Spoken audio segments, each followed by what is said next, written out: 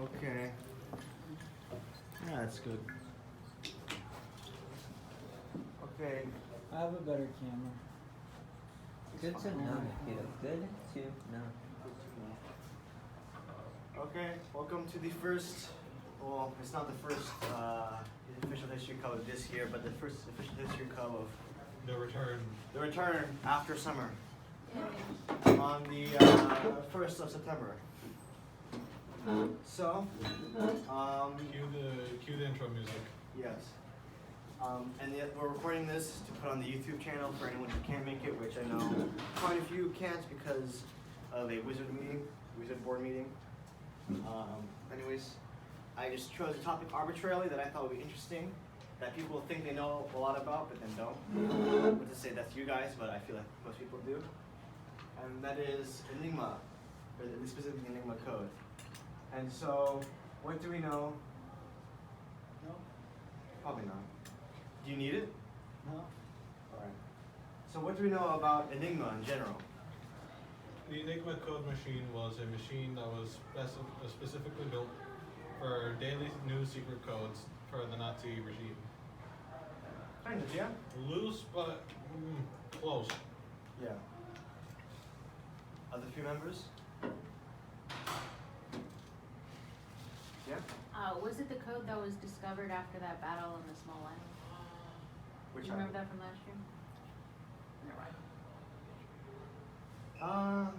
No, I don't know. I don't think that was something really. Alright, well, you'll all learn a lot of new things today. This is a lot we're going to cover. So first going in the introduction, this is what an Enigma machine looks like. Is this what you had in mind? Or? Yeah. Yeah? Alright, so yeah, this is what an Enigma machine looks like. Anyways, this will all be relevant to you because this is kind of like the basis of modern computing.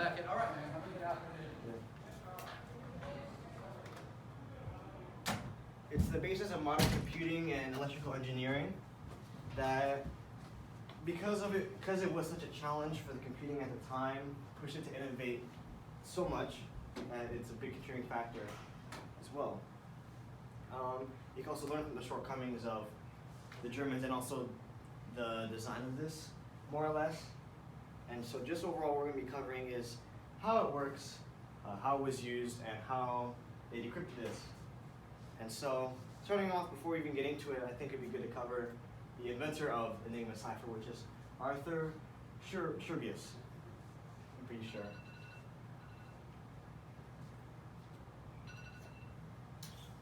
Oh, it's teacher's phone. And so he was a German electrical engineer who had, he was the inventor of the Enigma cipher, which began during World War I in 1915. And he partnered up with another engineer, I forgot their name right now, to make Enigma, the company that made the Enigma machine. Even currently, he has a US patent, which was patented in 1928. Alright, hey, influx of 3 new members. Well, not new, but returning. And so, I'm a veteran, no big deal. yeah. And you know, you can even still look and find this if you check patent number 1657411 on uspto.gov. You'll be able to find the specific one is the patent for the rotor system. Wait, this was the person who invented the Enigma machine. And he made it so that there are possible of, I believe, 160 quintillion settings for the machine. And for the quintillion is going to be hard to imagine, but if you just to put it in perspective, so first you have thousands, and then you go to millions. Next you have billions, trillions, quadrillions, and then you get to quintillions. This is 160 quintillion combinations you could use for the Enigma machine, devised by this man. So moving in to the basic functions of an Enigma machine, here's another picture. Its main purpose was to encrypt and decrypt letters. As you see, we have, this is the machine here. The two things that impact the decryption and encryption is the rotors, which are these 3 pieces here. These are also rotors put outside, and you can spin them and set the setting, and then the switchboard is this little piece right here. We'll get into how it all works a little bit later. And then we also have a light and keyboard. There are two different things. Here is the keyboard right here with these letters coming up, and the light board is these little switches. So when you press a key down, the machine encrypts or decrypts the letter, and then the output letter comes out here and lights up, and then you write it down. And so, moving into more of the mechanics of how it all works, now that we know how its functions are, to get really into how it works.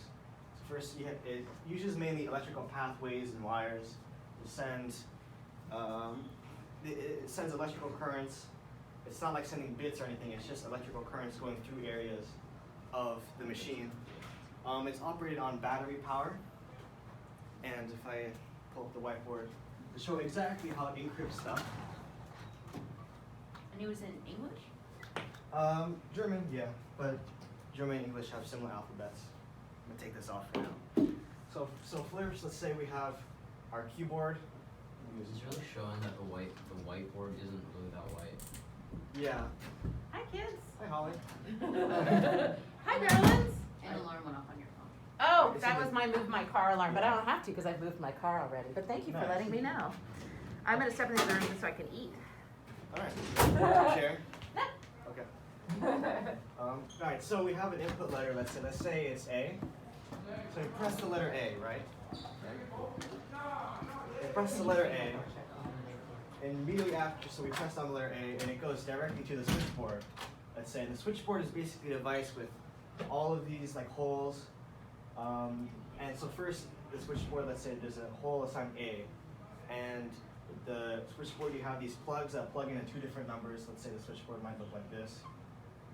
These holes aligned. So one plug would fit two of these. And so if there's a plug on A, it would reroute A to a different letter. And let's say this A is T. So now when you press A, it comes out as T. So before it even goes into the machine, it comes in as T instead of A. And it goes from that to the rotor system, let's say. So let's say this is rotor 1, and there's 3 rotors, so rotor 1, rotor 2, and rotor 3. And these are set to different settings of 26 combinations set to settings of A through Z. So you have 26 letters. And it goes through, now it comes in as T. So it comes in as T.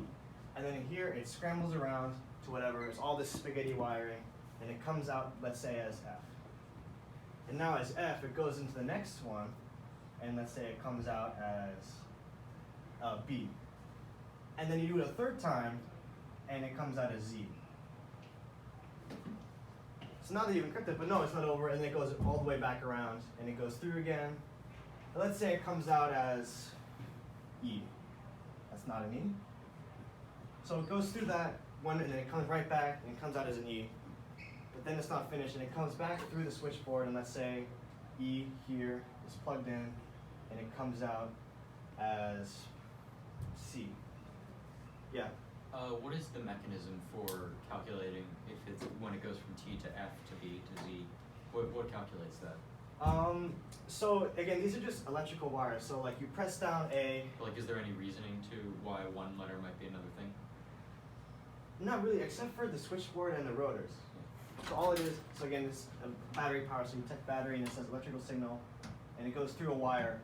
And in here, and these rotors have there's like 26 holes on each, and they basically so one, let's say here, there's a copper connector where the wire can connect through a conductible part of it, and then that specific wire comes inside this, goes to a different area of copper, and it connects to a different piece of wire, is assigned to F then. So like each wire has its own individual assignment. So T will always go to F, or no? In this specific, but so you've just pressed A, and it comes out as you say, it's come out as C after, because it went through the switchboard and all that.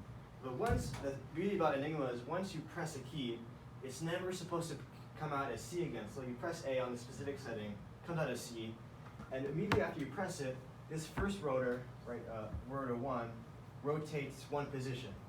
And so you press it again, and in this process, instead of coming out as F, the second time it might come out as H. Oh, okay. And then H goes through this and that, and once it makes a full rotation, then it will move on to the second rotor moving, And so it will never, if I just press A multiple times, I'm gonna come out C and then Z and then X, And it Y. will never repeat. It will never repeat, except the only thing is that a letter inputted, if I press A, there is absolutely no possibility that it is ever going to come out as A. Mm-hmm. Under no circumstance, it is ever going to come out as A. So that's the one thing that, so it's not completely random. So anyways, this is like the basic function.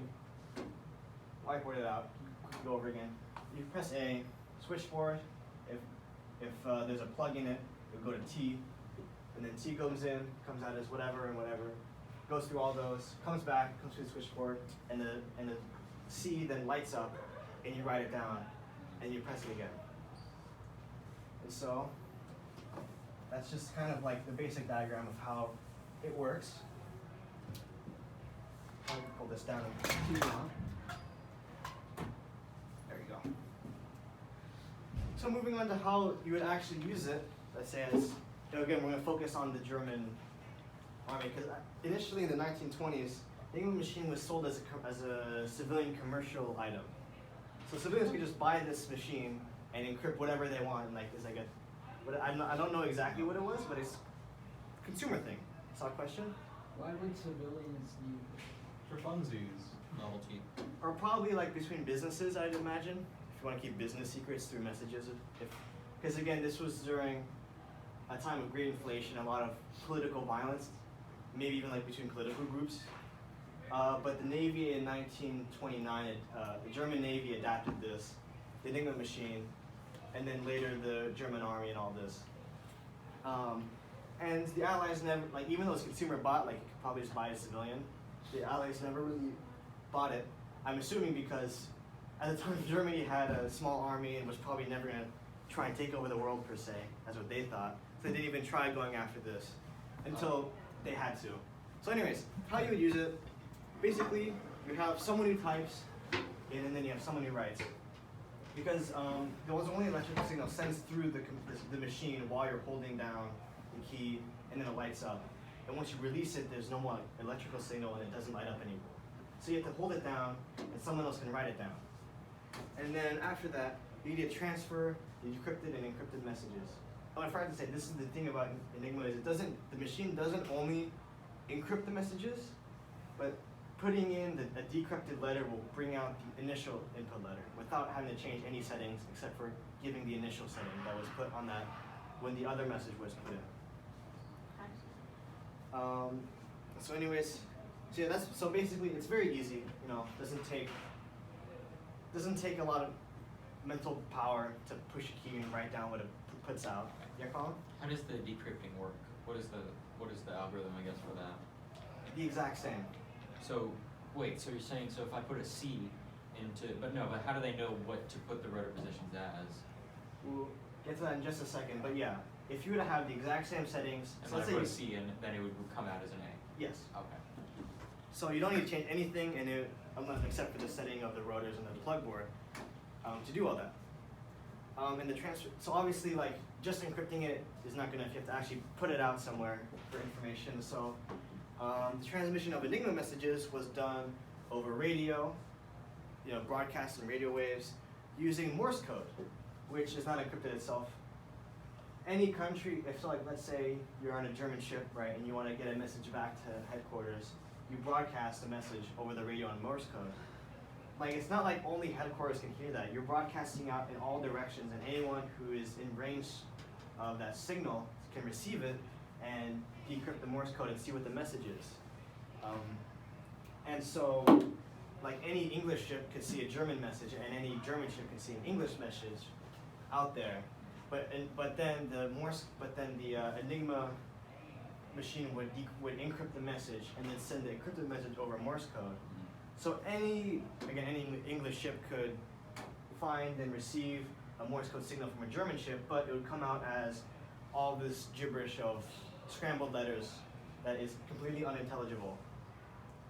And they wouldn't be used as in-person messages that have like a runner with a letter, because then there's no point, because the point of this was to broadcast over radio while having it all encrypted and not being able to be decrypted by the enemy. And so having it on paper in person, there's no really danger of that unless that messenger is captured. But anyway, so yeah, that's basically it. And the organization of the Enigma machines, as Colin pointed out, like how would you know what the other person's setting is? I mean, you might have seen this; it's a little recognizable, but like the German headquarters of would always send out a monthly booklets to everybody that had an Enigma machine and transmission of radio. That for that entire month had, for every single day, the settings of the rotors, positions, and the switchboard. Did the U.S. never notice that the German government was sending a bunch of random people this one specific book? Did they just not How notice could that? they? How could they know? Because maybe they had, I don't know, spies working there. Yeah, Always. I don't know exactly how that works, but I can see your point.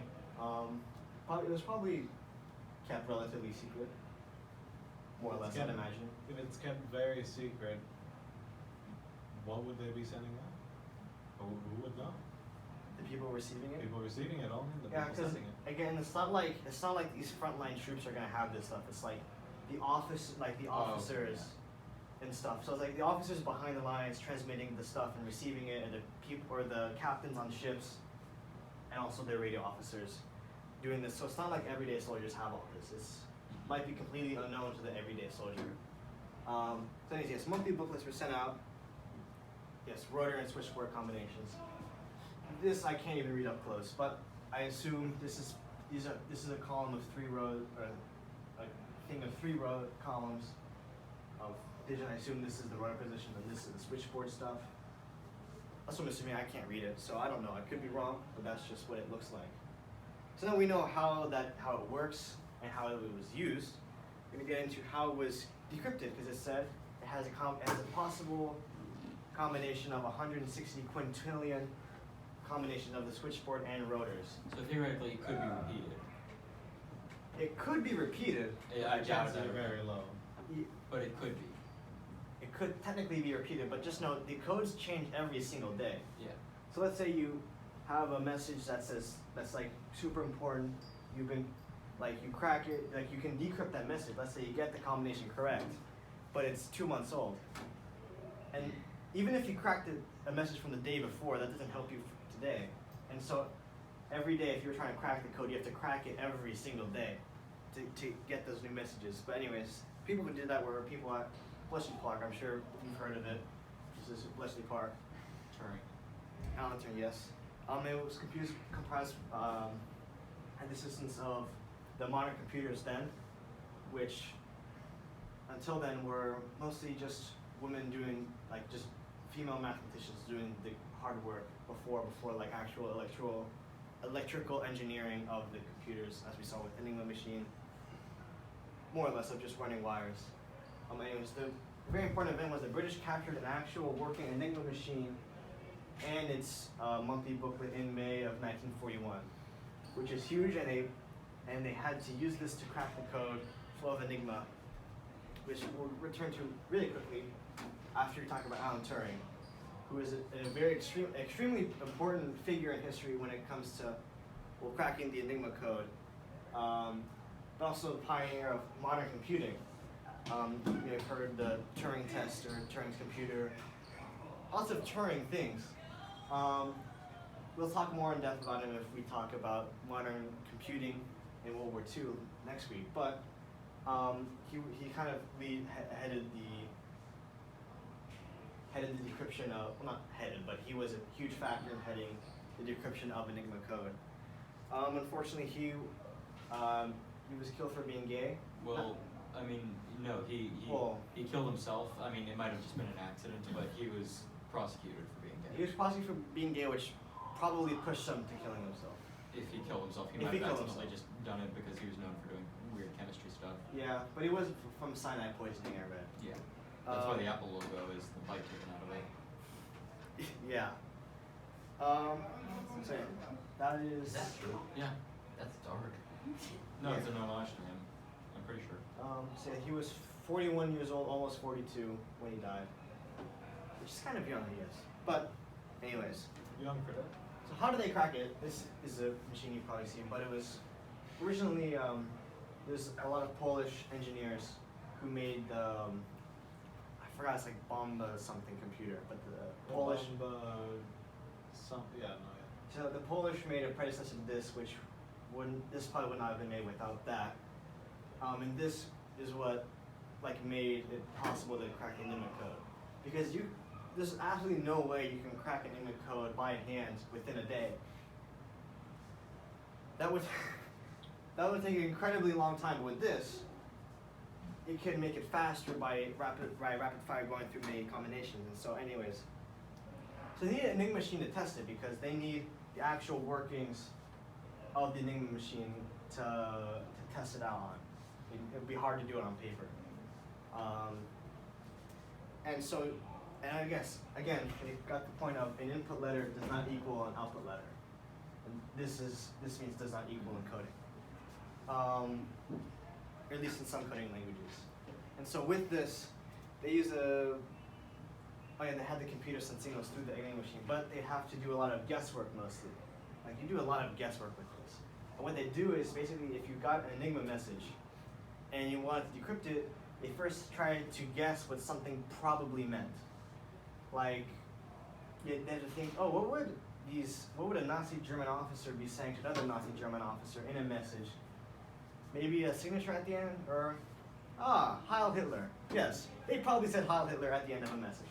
So we find a bit that matches the amount of right characters that says Heil Hitler.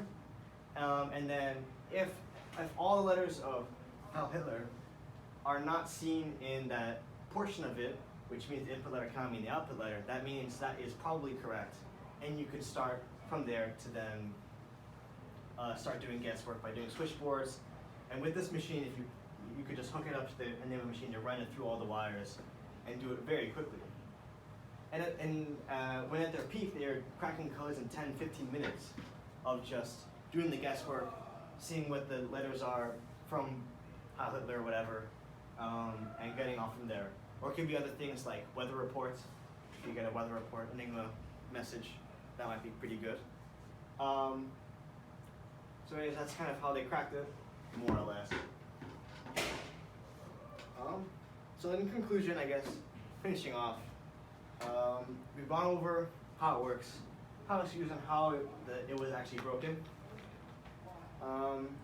And probably what we can learn from that is to not have unwavering faith, because the Germans believed it was a completely uncrackable code, and which kind of stifled a lot of their other inventions, which in their war in the Atlantic with U-boats, there was a incoming problem of the British developing radar detection on airplanes. And with these airplanes, they could detect U-boats on the surface, which U-boats had to be on the surface most of the time. And so then they could bomb U-boats really easily without having to actually spot them.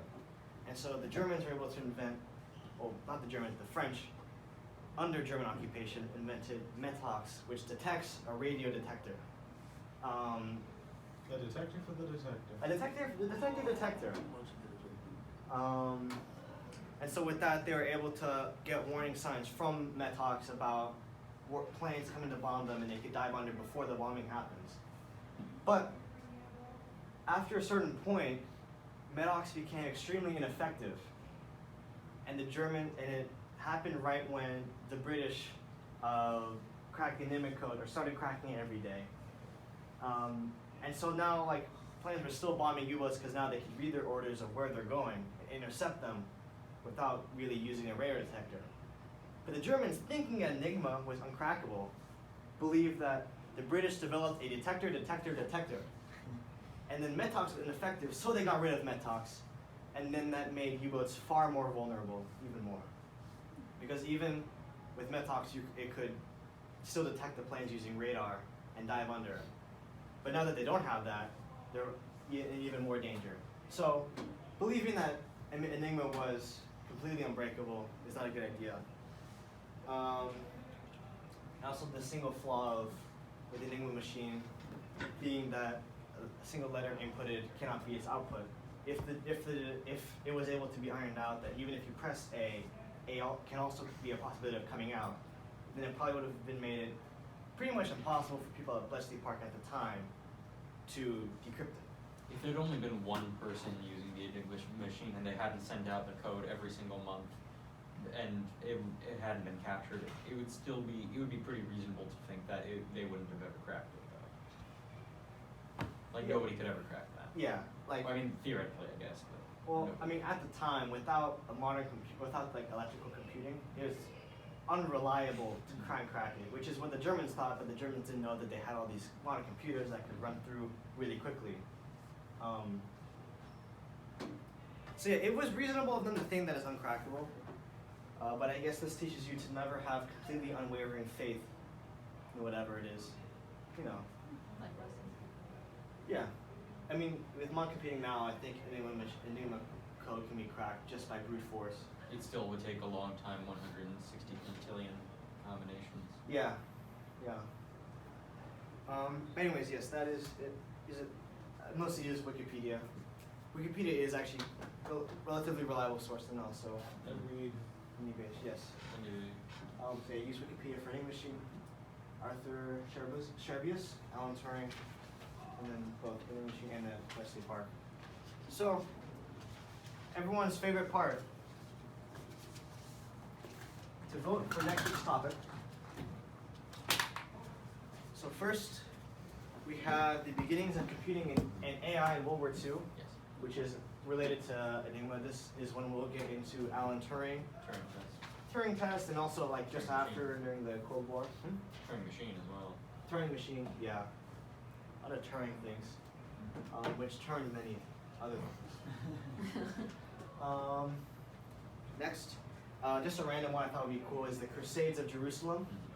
And I feel, because personally I like, everyone knows this probably exists, but like, I don't really know what happened here, like what really happened and how So we why times- should we trust you to teach us? Yeah, that's a good question. I don't know myself. You guys just follow me. So. No, we'll have we shouldn't have unwavering faith. That's the third Oh option. wow, full circle. Yeah. Oh yeah. Okay, I see. Wait, what's the third option? What's the What's third the third option? option? Modern social. There is no. Okay, yeah. Modern socialism and its ideas. I'll vote for the first one. All the Republicans are shitting themselves because, oh, modern socialism. Oh, Yeah. No, it's not that way. Yeah. Or even a little bit. Which I guess more of like democratic socialism kind of, but. Yeah. So these are 3 topics. Again, I chose this because I want to learn about it more. Even though, as Jack says, how am I reliable to teach you if I don't know? I'll research it. However it is. And I know this is history club, but I think this is kind of important. It's kind of a topic now. So who? Like I said, we'll get 1 vote. Who wants the beginning of computing and AI in World War II? We have 1. Shayna does as well. Okay, so Shayna says 2. 3? Is that it? Okay, we have 3. Boys, I think it's time we go on a crusade. Crusades of Jerusalem. We have 1, Aw, damn. 2. Nikita Nikita already already voted. voted. Okay, Nikita takes away his vote. Wait, is it possible for socialism to win? Yeah, I actually really want Crusades of Jerusalem. Okay, you want Crusades of Jerusalem? Crusade. Call it! Okay, I guess Go I'll on go. Crusade. You want Crusades of Jerusalem? Yeah, I mean, nothing else can win. Okay. It's- Well, now you've just made sure of that. Okay. Modern socialism and ideas. We have 1. We have 2. I think we all know who the winner is here. Socialism! Do that next. Hold on. Next. No, Okay. the Let's government's go, gonna cross comrades. this one out. The vote was No, fake.